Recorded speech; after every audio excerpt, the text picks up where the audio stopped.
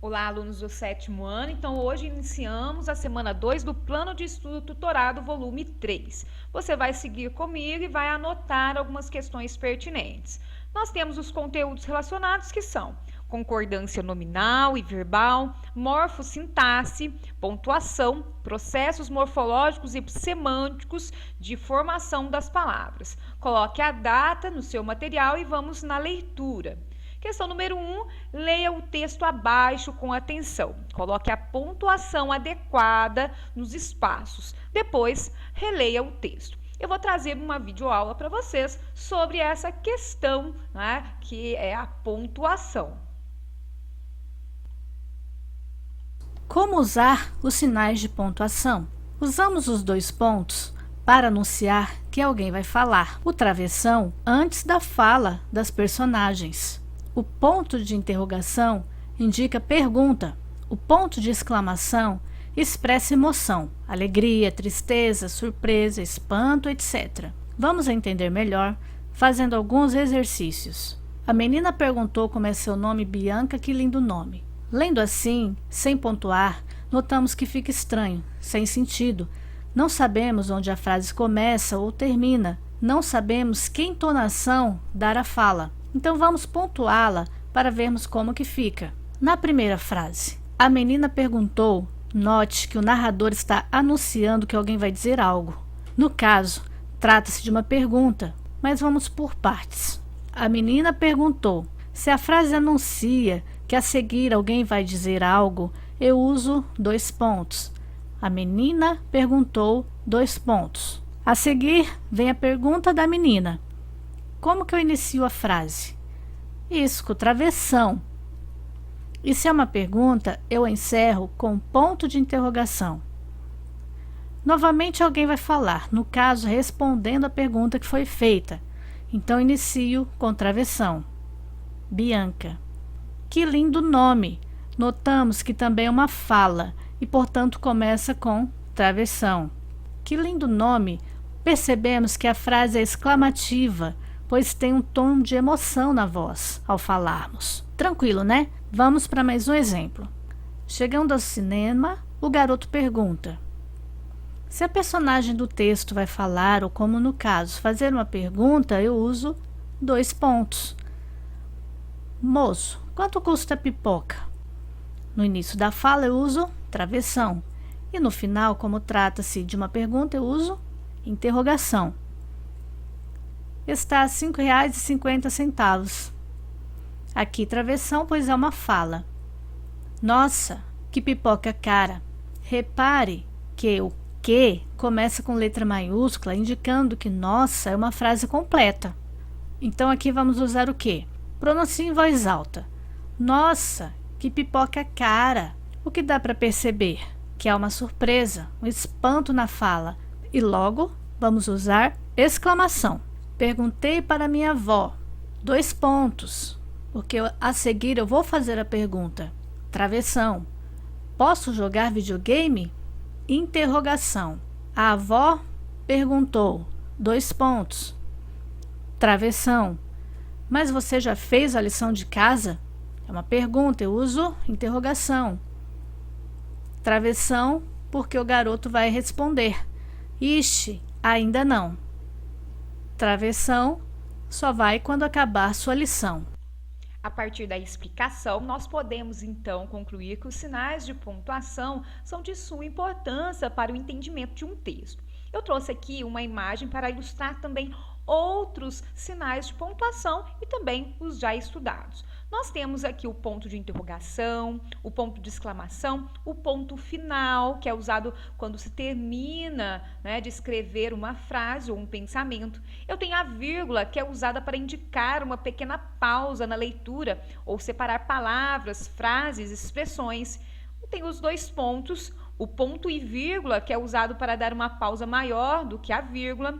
Eu tenho reticências, que é usado quando não se termina de escrever uma frase e o leitor fica pensando no final. O travessão, o parênteses, né, que são usados aí para separar palavras ou expressões na frase, para chamar atenção ou dar uma explicação, e também as aspas, que são usadas para indicar citações ou para chamar a atenção sobre uma palavra ou expressão.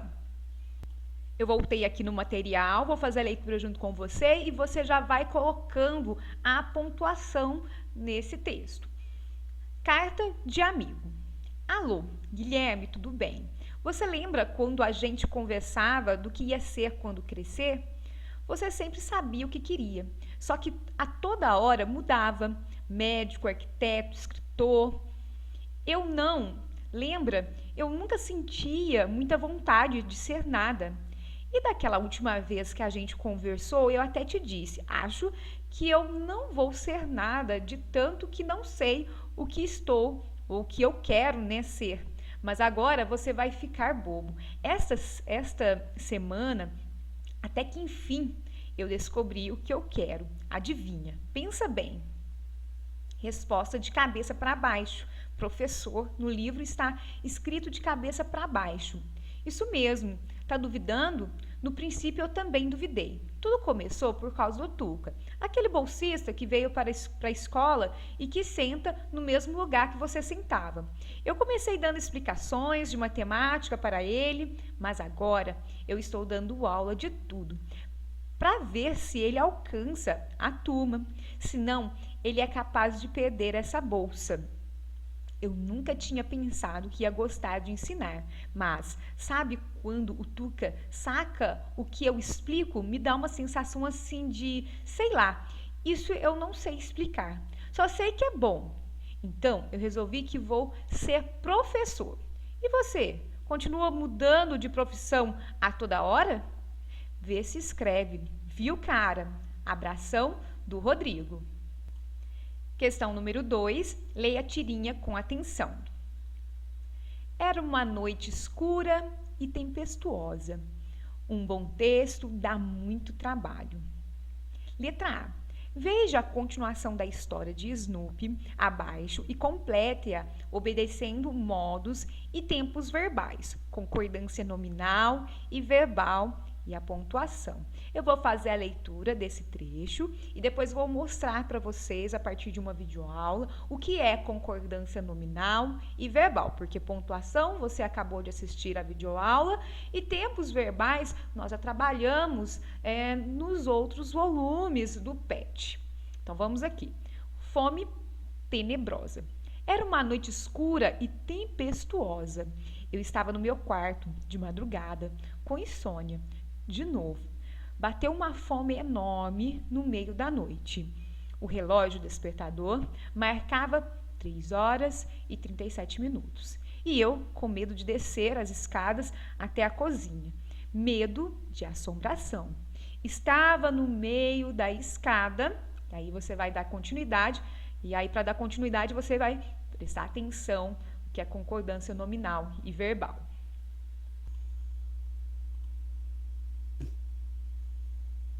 Concordância é um mecanismo sintático em que as palavras sofrem alterações para se adaptarem às flexões de outras palavras. Ou seja, concordância é o ato de fazermos com que os finais das palavras que estão relacionadas entre si combinem uns com os outros.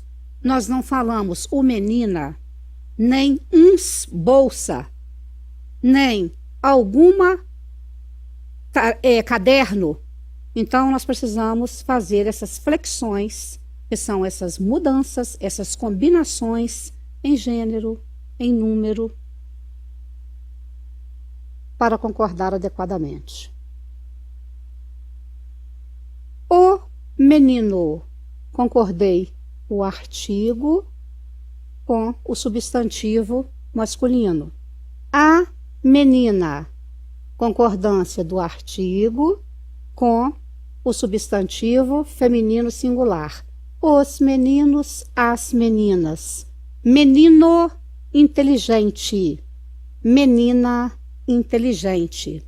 Porque esse adjetivo só apresenta essa forma. Nós não temos uma forma no masculino e outra no feminino para o adjetivo inteligente. Meninos inteligentes. Aqui eu já fiz a concordância de número. Meninas inteligentes. Também fiz a concordância de número. Mas o gênero desse adjetivo é o mesmo para as duas situações em que ele combina com o substantivo menino e menina. Menino mau, menina má. Aqui o adjetivo já é biforme, né? Ele já tem duas formas, uma para o masculino, outra para o feminino, então dá para fazer a concordância de gênero com o mau, má. Meninos maus, meninas más, concordância de gênero e de número. Na concordância nominal, nós temos a adaptação das terminações dos adjetivos, dos artigos, dos numerais e dos particípios em gênero e número com o substantivo a que se referem. Então, particípio, só para relembrar, é aquela flexão do verbo, por exemplo, amar, amado, amada, quebrar, quebrado, quebrada. Então,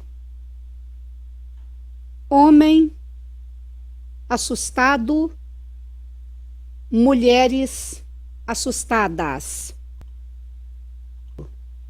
Já a concordância verbal é a concordância que ocorre entre o sintagma nominal sujeito com o predicado, o verbo e o núcleo.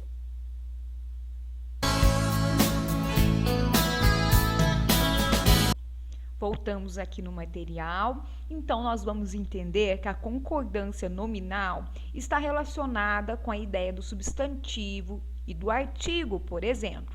Nesse caso, nós temos o relógio. Então, nós temos uma palavra masculina e uma palavra que está no singular. Por essa razão, nós temos um artigo, o, no masculino, que também está aí no singular. Agora, a concordância verbal é mais prática. Quando nós utilizamos o eu, nós temos eu estava. Então, nós temos a forma aí, a primeira pessoa do singular. Agora, se nós tivéssemos o nós aqui, o nosso verbo estaria estávamos, não é? Nós estávamos no meu quarto. Então, nesse caso, nós seguiríamos a primeira pessoa do plural, como fui falando para vocês, tá? Então, é a partir dessa perspectiva que você vai responder essa questão e também a questão número 3. Vamos fazer a leitura. Leia o texto abaixo. Observe que nele há falta de concordância nominal e verbal e alguns trechos. Sublinhe-os e reescreva o texto de acordo com a norma padrão. Eu vou fazer a leitura com vocês e depois você vai reescrever-o aqui do lado e aqui também você vai fazendo algumas marcações. Então vamos lá. O desejo. A velhinha tinha uma pequena loja numa rua de Florença. Exteriormente, suas lojas não eram nem rica, nem elegante, nem artísticas. Nem artística. No caso aqui, você vai perceber que nós temos lojas, está no plural. Então, observe as palavras que vêm aí na sequência. Isso acontece em muitas lojas na Europa, mas a velhinha vendia umas blusas tão lindas e original que mulher nenhuma poderia ficar insensível a seus encantos. Então, observe também a questão original, tá? Concordando com o substantivo. E eis que, de repente, me torno possuidora de uma delas. Começava a escurecer. A formosa Florença tornava-se uma cidade de prata. Eu desejava mais uma blusa. Quem viaja, então, sempre pensando em alegrias que de volta pode dar aos amigos. Mas a loja ia fechar. A velhinha não negociava com dólares e pensar que um dia eu tive dólares. Então, separei a segunda blusa e prometi que na manhã seguinte apareceria com minhas liras. Então, né, você vai reescrever aí seu texto, né, de forma bem aí atenciosa. e nesse sentido você vai finalizar aí as atividades da semana 2 do volume 3, tá ok? Espero que tenha aí gostado da nossa videoaula, uma boa semana e um grande abraço.